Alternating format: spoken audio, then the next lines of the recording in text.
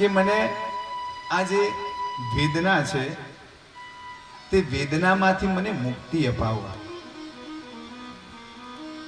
તેનું સીધે સીધું સંબંધ આપણે જે ભગવાનનો શ્લોક છે, શાંતાકારમ ભુજગ શયનમ પદ્મનાભમ સુરેશમ વિશ્વાધારમ ગગન સદૃશમ મેઘવર્ણમ શુભાંગમ.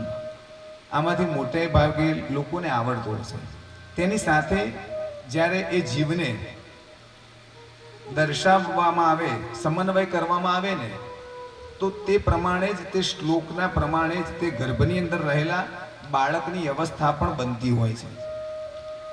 તો દરેક જીવ માત્રની અંદર પરમાત્માનો વાસ છે.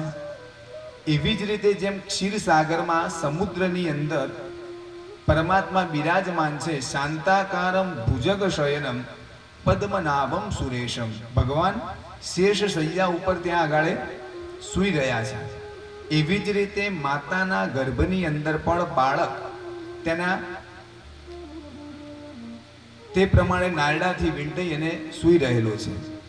અને જે રીતે સમસ્ત સૃષ્ટિ પરમાત્માને ઇષ્ટ માને છે, તેવી રીતે આવનારો જે કોઈ પણ જીવ છે, જે કોઈ પણ સંતાન આવવા વાળું હોય, તો તે સંતાન પોતાના પરિવારજનો માટે ઇષ્ટ સમાન હોય છે.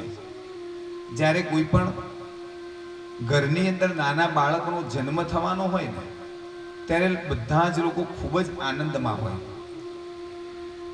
અને તે સમયના જે નિયમો બતાવ્યા છે કે તે સ્ત્રીએ કોઈ પણ વ્યક્તિના જેવા તેવાના હાથનું ખાવું નહીં. જે વ્યક્તિના હાથની અંદરથી પદાર્થ જેવો પસાર થાય, એના જેવા વિચારો હોય, એ વિચારો એની અંદર ઉતરતા હોય છે.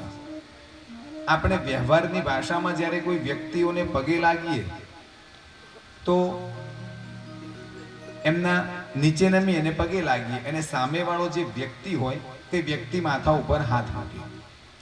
વ્યક્તિના હાથની અંદરથી અને પગની અંદરથી એ પ્રકારના રેસ પ્રસરતા હોય કે તેના દ્વારા તે આશીર્વાદ પ્રાપ્ત થતા હોય છે. તો કહેવાનો મતલબ કે જે કોઈ પણ સ્ત્રીઓ છે તે સમયે બને તેટલું ભગવાનનું સ્મરણ કરવું. એટલા માટે આપણે શાસ્ત્રોની અંદર પણ જોયું કે જે કોઈ પણ મોટા મોટા પુરુષો થઈ ગયા, સંત મહાત્મા થઈ ગયા, એ બધાએ જે કોઈ પણ તેમની માતાઓ હતી તેમને પોતાના ગર્ભની અંદર જ પોતાના પુત્રોને ત્યાં આગળ જ્ઞાન આપેલું હતું.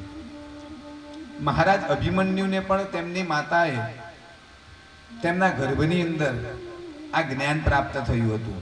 તે વખતે બાળકને જે કંઈ પણ માતા શ્રવણ કરતી હોય છે, માતા ખાતી પીતી હોય છે, તે બધું જ એની અંદર ઉતરતું હોય છે.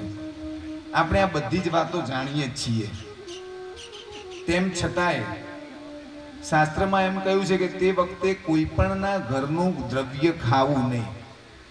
હવે એવા સમય દરમિયાન જો કોઈના ત્યાં પ્રસંગ આવે તો આપણે જમવા જવું પડે. બધા જમે તો ચાલે, પણ ગર્ભિણી સ્ત્રીએ ન જમવું. કારણ કે કોઈ પણના ત્યાં દ્રવ્ય કોનું કેવું છે તે આપણે જાણતા નથી હોતા, અને તે ખાવાથી તે બાળકના ઉપર તેના સંસ્કારો જુદા પડતા હોય છે. તે વખતની વાત તો ભલે આપણે સાઈડમાં મૂકીએ, પણ જ્યારે આપણે પણ કોઈ વ્યક્તિ ખાલી બહારનું ખાવાનું બંધ કરી દઈએ ને, 6 મહિના 8 મહિના કે વરસ કોઈ પણના ઘરે અથવા તો કોઈ પણના ત્યાં પાણી પણ ના પીએ, તો આપોઆપ આપણી અંદરની જે એનર્જી છે તે અંદર આપણી ઉપાસનાનું બળ વધતું જાય છે. અને તેના દ્વારા આપણે જે કંઈ પણ વિચારીએ, જે પણ કાર્ય કરીએ, તો તેની અંદર આપણે સારું પરિણામ પ્રાપ્ત થતું હોય છે. આ બધા ઉપદેશો કપિલ મહારાજે, કપિલ ભગવાને માતા દેવહૂતિને આપ્યા.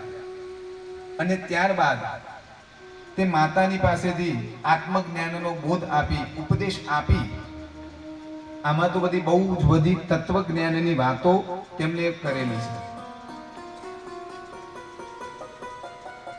તે આત્મજ્ઞાન આપી અને ત્યાંથી માતાની રજા લઈ અને તે પોતે પણ ગંગા સાગર કિનારે જવા લાગ્યા અને ગંગા સાગરના કિનારે જઈ સમુદ્રની અંદર તેના પેટાળમાં બેસી અને તે ભગવાનનું જપ કરવા લાગ્યા.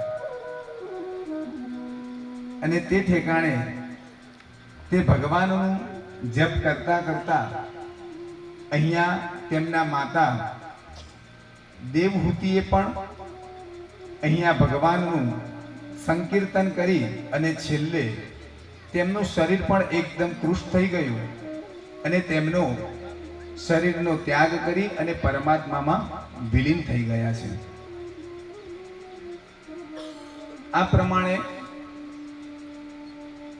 કપિલ ભગવાનનું આજે અવતારની કથા પૂર્ણ કરી ત્રીજા સ્કંદની અંદર પૂર્ણ કરી અને ચોથા સ્કંદની અંદર પ્રવેશ થાય છે. અને ચોથા સ્કંદની અંદર મૈત્રેય ઋષિ અને વિદુર મહારાજનો પ્રસંગ ચાલુ છે. મનોસ્તુ શતરૂપાયામ તિસ્ર કન્યાશ્ચ જગ્નિરે દેવહૂતિશ્ચ પ્રસૂતિર્વિશ્રુતા.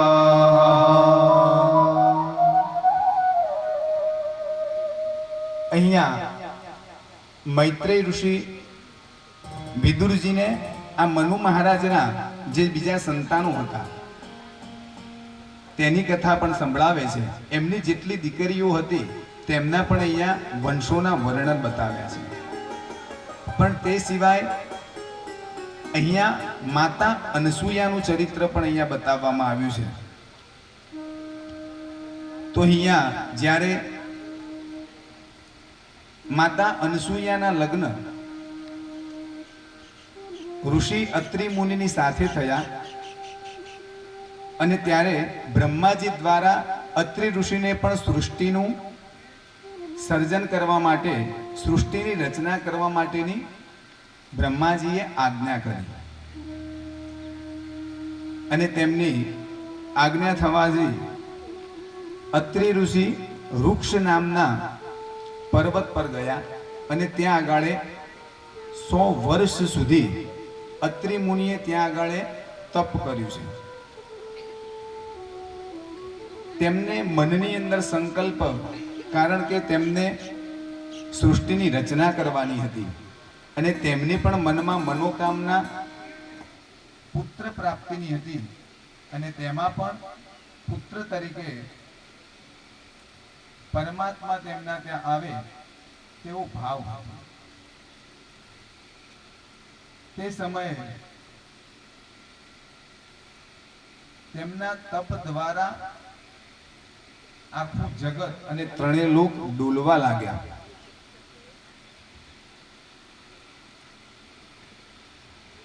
અને આમ થવાથી જ્યારે જગત ડોલવા લાગ્યું ત્યારે તેમનું તપ છોડાવવા માટે ત્રણેય દેવો બ્રહ્મા, વિષ્ણુ અને મહેશ અત્રિ ઋષિની પાસે જાય છે અને તેમને નમસ્કાર કરી અને તપને છોડવા માટેની પ્રાર્થના કરે છે. તે વખતે અત્રિ ઋષિએ તેમનું પૂજન કર્યું, તેમની સ્તુતિ કરી અને તેમને વિચાર કર્યો કે મેં તો જે દેવની કલ્પના કરી હતી કે જે દેવ હું કલ્પના કરું તો મેં તો એક જ દેવની કલ્પના કરી છે, પણ આપ ત્રણેય દેવ અહીંયા પધાર્યા તેનું મને આશ્ચર્ય છે. મેં જે દેવની જે રીતે કલ્પના કરી હતી તેનાથી તો આ વિપરીત બન્યું છે. તો આનું શું કારણ? ત્યારે બ્રહ્મા, વિષ્ણુ અને મહેશ, ભગવાન શંકર આ ત્રણેય જણા એમ કહે છે કે અમે ત્રણેય એક જ છીએ, અમારામાં કોઈ ભેદ છે નહીં. અને ત્યારે તે વરદાન આપે છે અત્રિ ઋષિને કે આપના તપને જોઈ અમે આપને વરદાન આપીએ છીએ કે અમે ત્રણેય જણાએ આપના ત્યાં પુત્ર રૂપે અવતરણ કરીશું. અને ત્યારબાદ અત્રિ મુનિ તપની અંદરથી પોતાના ત્યાં પાછા આવે છે અને માતા અનસૂયાની જોડે તેમના દ્વારા ભગવાનની કૃપાથી તેમના ત્યાં 3 સંતાનોની પ્રાપ્તિ થાય છે. તેમાં બ્રહ્માજીના અંશાવ રૂપે ચંદ્ર મહારાજનો જન્મ થાય છે. ભગવાન શંકરજીના અંશ રૂપે દુર્વાસા મુનિનો જન્મ થાય છે અને ભગવાન વિષ્ણુના અંશ અવતાર રૂપે ભગવાન દત્તાત્રેય ભગવાનનો જન્મ થાય છે. બોલો શ્રી દત્તાત્રેય ભગવાન કી જય.